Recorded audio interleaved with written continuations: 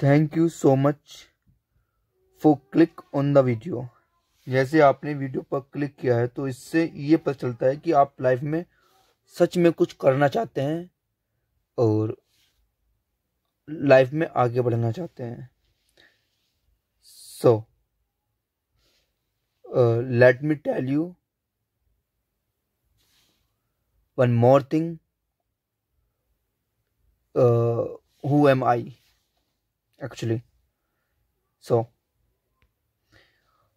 I am a Vishal Pamar, founder and CEO DRXCP Pharma Company. So friends, I guarantee to you, अगर आप इस channel पर हर एक video watch करेंगे तो 100% आपको सफल होने से कोई रोक नहीं सकता है। I was talking about medical field, not so guys, come to the point। जैसे आप चाहते हैं मेडिकल स्टोर खोलना, यही एक कारण है कि आपने वीडियो पर क्लिक किया है।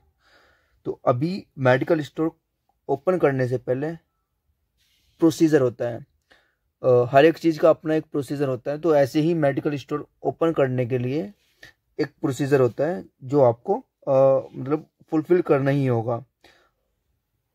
इसकी जानकारी मतलब फुलफिल आप करेंगे क्योंकि आप मेडिकल स्टोर खोलना चाहते हैं, बट आपको उसका पूरा जानकारी होना चाहिए कि उसके लिए क्या क्या क्राइटेरिया होता है जो आपको फुलफिल करना है। क्योंकि होता क्या है, आप लोगों को नॉलेज नहीं होती है। अभी कोई आपको कुछ बताएगा, कोई आपको कुछ बताएगा, तो आप कंफ्यूज हो जाते हैं। तो यहाँ पे इस वीडियो में आपको A to Z चीज़ें बताई जाएंगी कि क्या क्या चीज़ को आपको एक्चुअल में मैंडेटरी है और क्या क्या चीज़ें नहीं हैं। सो उसी पे हम डिटेल में बातें करेंगे आज। तो मेडिकल स्टोर ओपन करने से पहले क्या होता है, जो काम आप स्टार्ट करना चाहते हैं, सबसे पहले ये सवाल है कि आता है, जैसे कि आपको आया है, इस टाइम आया होगा जब आप मेडिकल स्टोर खोलने का सोचे होंगे। तो वीडियो को लास्ट तक बने रहें, आज आप एक मेडिकल खोलने का पूरा नॉलेज मिल जाएगा। जब भी हम मेडिकल ओपन करने की बात करते हैं तो हमें एक डी फार्मा या बी फार्मा कैंडिडेट मतलब जो पास आउट हो उसकी हमें जरूरत पड़ती है। अब आप सोच रहे होंगे कि यार ये दोनों तो मैंने किए ही नहीं है, अभी मेरे को तो मतलब मैं एक इंजीनियर हूँ या मैं एक रिटेल शॉपकीपर हूँ, बट मैं अपने बेटे को कराना चाहता हूँ। और मतलब आप उस अपने बेटे को सिक्योर लाइफ देना चाहते हैं और आपको लगता है कि आपके बेटा अगर मेडिकल स्टोर रन करता है तो उसको मतलब उसकी लाइफ सिक्योर है। तो यही करके मतलब आप उसको कराना चाहते हैं, हम इसको ऐसे मान लेते हैं। दोनों में से हम बात कर रहे थे डी फार्मा बी फार्मा की, अब जरूरत होगी आपको। तो दोनों में से आपके पास कुछ नहीं है तो घबराने की कोई बात नहीं है कि आपके पास डी फार्मा और बी फार्मा की डिग्री नहीं है। मतलब बी फार्मा बैचलर होता है, D pharma diploma in pharmacy. मैं इसको शॉर्ट में बता दे रहा हूँ आपको, क्योंकि हमारा जो मेन फोकस है वो मेडिकल स्टोर खोलने को लेकर के है। ठीक है, तो आपके पास क्या है, अब लाइसेंस की आपको जरूरत पड़ेगी। मतलब डी फार्मा बी फार्मा वाले के सर्टिफिकेट की आपको जरूरत पड़ेगी एक्चुअली। अगर हम इसको लैंग्वेज मतलब जनरल लैंग्वेज में कहें तो ये सर्टिफिकेट, क्योंकि लाइसेंस अलग होता है, आप ऐसे मान के चलिए। तो डी फार्मा बी फार्मा वाले बंदे को पहले आपको सर्च करना है। मैं इसका सर्चिंग बता दूंगा कि ये आपको कहाँ पे मिल जाएगा। अब डी फार्मा बी फार्मा वाला बंदा मान लिया आपको मिल जाता है, तो वो अपना एक चार्ज करता है। वो चार्ज कुछ भी हो सकता है, आप जहाँ पे भी आप हैं, मतलब आप इंडिया के किसी भी कोने में हैं, तो वो वहाँ का एक अपना अलग अलग होता है। वो वहाँ पे क्या रेट चल रहा है, जिसको आप चार्ज का मतलब रेंट, वो ईयरली बेस पे होता है कि आपको फार्मासिस्ट को इतना देना है। आप उसको मंथली दे सकते हैं, आप उसको क्वार्टरली दे सकते हैं, आप उसको हाफ ईयरली दे सकते हैं, या आप उसको एनुअली दे सकते हैं। वो आपका और उन दोनों का मतलब कोऑर्डिनेट है कि भाई आपको मतलब कैसे लेना है या आपको कैसे देना है, वो फार्मासिस्ट पे मतलब वो डिपेंड करता है। तो हमारा ये फार्मासिस्ट हो गया। अभी उसके बाद आता है कि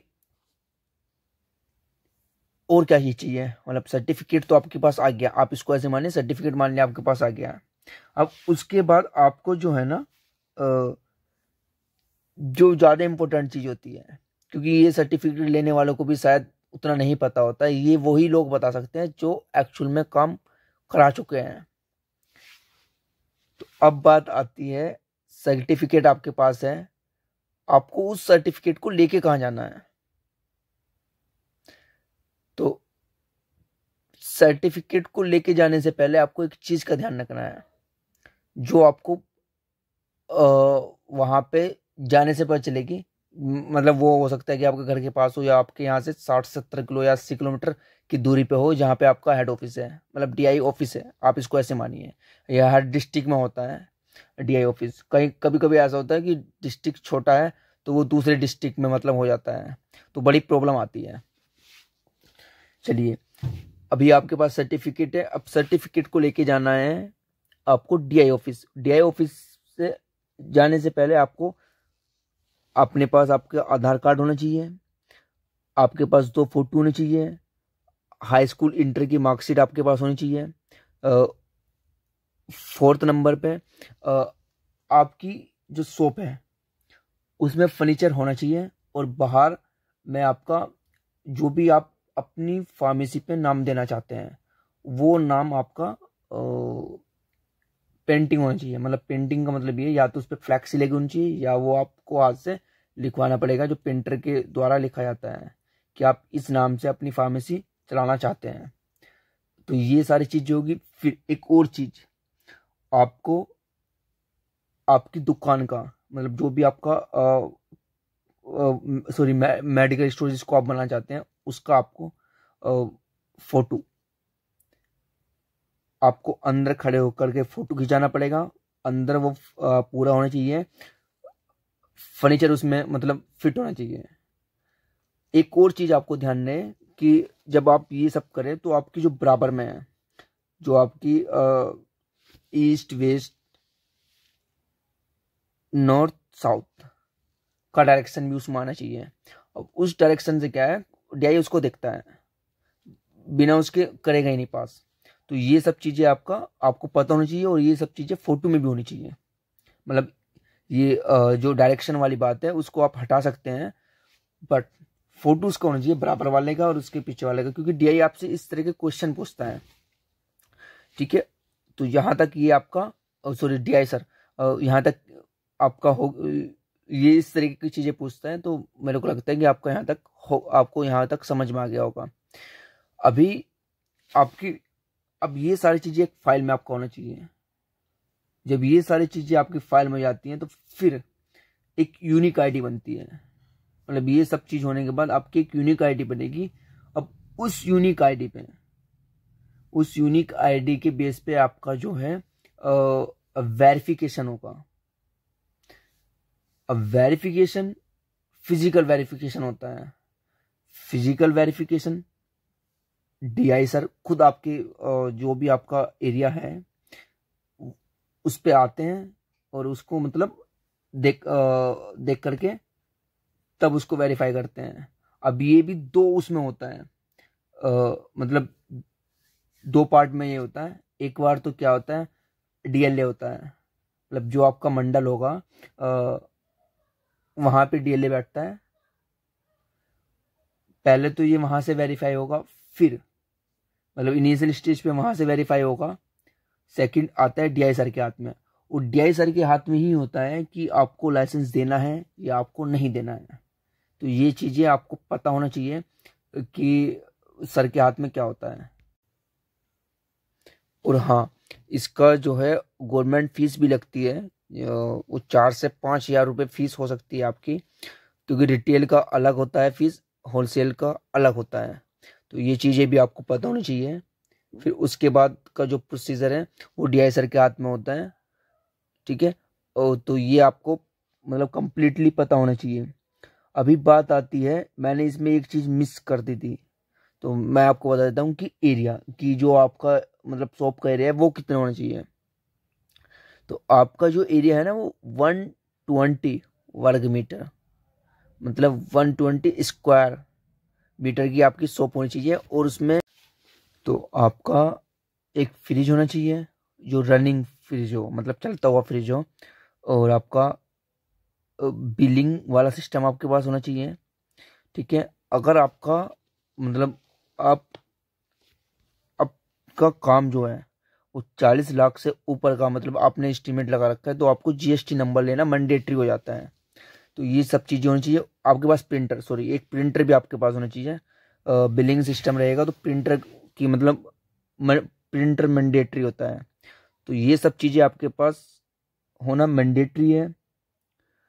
और आप अगर आप चाहते हैं, मतलब आप चाहते हैं कि इन फ्यूचर जो है आपका, मतलब आपको DI परेशान ना करे, तो आपको इलीगल काम नहीं करना है। इलीगल मतलब आपको जो नारकोटिक्स है वो आपको सेल नहीं करना है। करना है तो आपको उतना करना है जितना मतलब एक लाइसेंस पे इशू होता है। आपको प्रॉपर उनकी चीज़ें को मतलब रिकॉर्ड करना है अगर आप रखते हैं।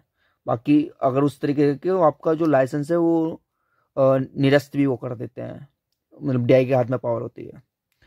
सो मुझे उम्मीद है कि आपका जितने भी डाउट रहे होंगे, और इसको देखने के बाद आपको कोई भी डाउट नहीं रहा होगा, और आपको, मुझे लगता है कि आपको और कोई दूसरी वीडियो देखने की ज़रूरत नहीं पड़ेगी इस वीडियो को देखने के बाद।